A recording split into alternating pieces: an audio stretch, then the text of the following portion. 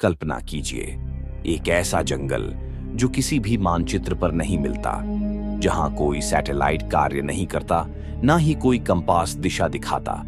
वहां के पेड़ इतने ऊंचे हैं कि आकाश भी ओझल हो जाता है। जैसे ही आप उस क्षेत्र में कदम रखते हैं, ऐसा प्रतीत होता है जैसे जंगल सांस ले रहा हो।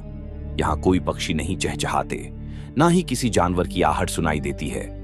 बस एक असहज सी खामोशी है जो शांति नहीं, किसी की मौन उपस्थिति का संकेत है। जंगल की प्रत्येक बेल, प्रत्येक पत्ता मानो आपको देख रहा हो। तभी एक वृक्ष की छाया धीरे धीरे हिलती है, परंतु वातावरण में कोई वायु नहीं है। आपका शरीर थरथराने लगता है। वहां कुछ है, लेकिन दृष्टिगोचर नहीं हो रहा। आपका ध्यान भूमि की ओर जाता है। मिट्टी हल्के हल्के ऊपर उठ रही है, जैसे पृथ्वी के नीचे कुछ जीवित प्राणी सांस ले रहा हो। वृक्षों की जड़ें और लताएं मानो गति कर रही हों। ये जंगल केवल स्थिर नहीं है, ये सचमुच जीवंत है। आपके पथ पर एक हड्डी पड़ी है, ना तो वह मनुष्य की प्रतीत होती है, न किसी झांत पशु की। मिट्टी अब भी गीली है, मानो यह शिकार अभी कुछ ही समय पहले हुआ हो। जैसे जैसे आप आगे बढ़ते हैं, लताएं मार्ग में आने लगती हैं। धीरे धीरे आपके पैरों के चारों ओर लिपटने लगती हैं, मानो यह जंगल आपको रोकना चाहता है या फिर आपसे कुछ कहना चाहता हो। आपके सामने एक झील आती है, एकदम स्थिर, शांत। उसके जल में कोई तरंग नहीं, ना ही कोई परछाई, जैसे उस स्थान पर समय ने स्वयं को रोक लिया हो।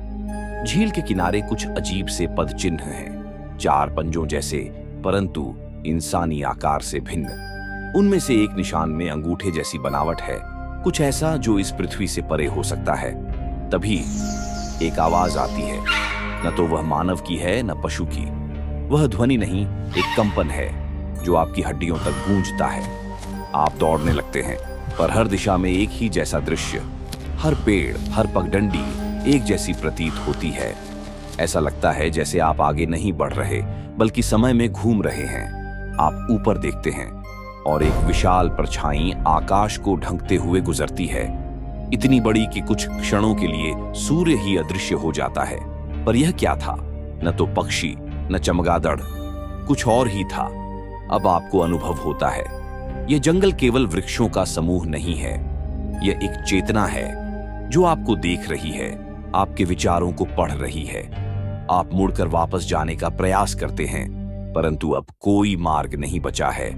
हर दिशा में झाड़ियां और जड़ें उग आई हैं, जैसे जंगल ने जान लिया है कि आप उसे छोड़ना चाहते हैं और उसने अपने द्वार बंद कर दिए हैं।